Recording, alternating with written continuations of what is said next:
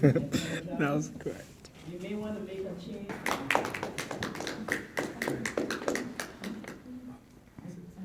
The title, he wants me to repeat it, I guess. So, you are a mind investor.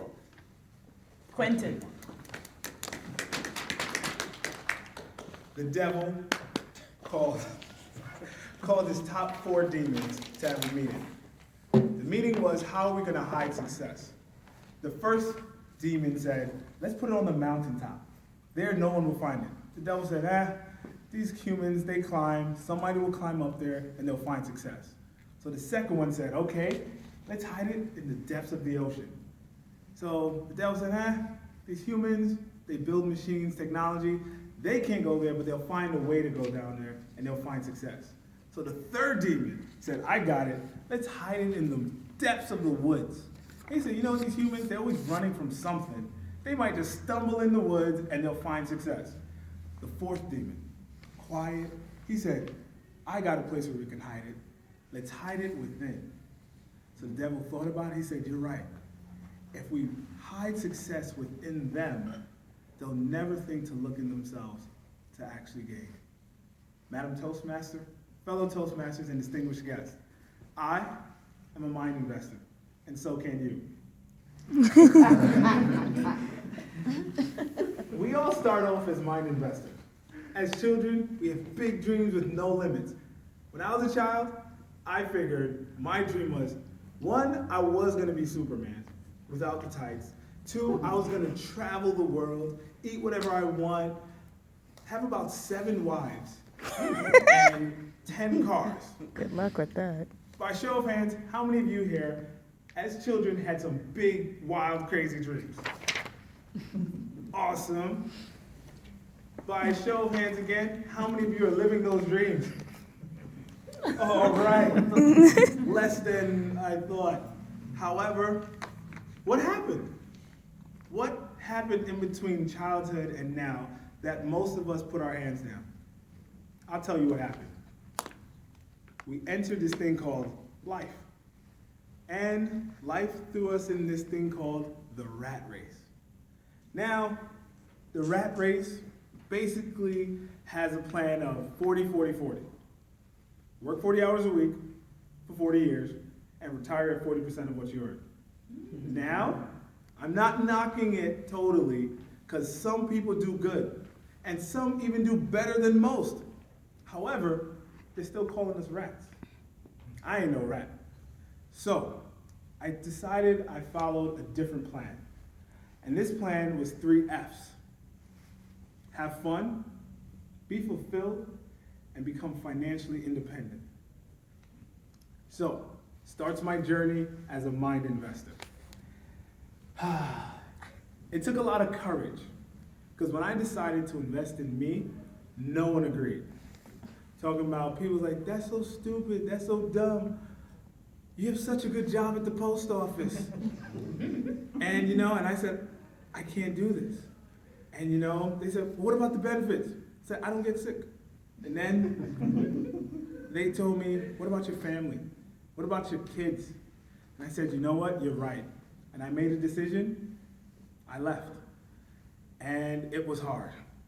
I failed, and I failed, and I thought I was winning, and I failed again. And Winston Churchill said, courage is having the ability to go from failure to failure without losing enthusiasm. So I kept a smile on my face as a failure. But after a while, I started winning. And I started winning a little bit. And from those failures, I learned how to win some more. And I told myself, because I didn't want to go back to the post office, I'm either going to win or die trying. And I want you to repeat after me and look to your neighbor and say, you will get knocked down. You will get knocked down, But you won't be knocked out. but you won't be knocked out. I had to believe that, because that's exactly what happened. And as a mind investor, you fall, you get knocked down, you fail, but you learn from that, and like me, you get back up and you start winning. Now, I'm going on 3 years as a mind investor. And if there's one thing that you can take from my whole speech, is this. invest in yourself. Invest in your dreams. Because if you don't, you're just gonna die regular, average. And you were chosen out of 400 million sperm. Make something of that. God's gift to you was life. Your gift back is what you do with it. Now, I just turned 30 last week. Woo! Thank you. My wife decided to throw me a surprise birthday dinner.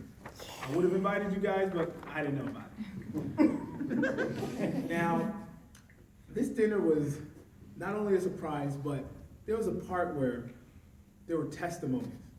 So my wife, she got up and she started to explain how in the past few years, we've come from a lot.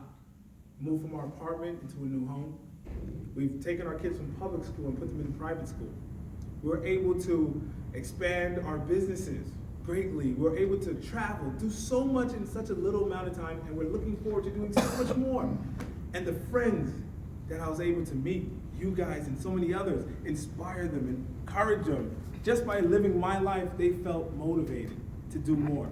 And their testimonies were also touching.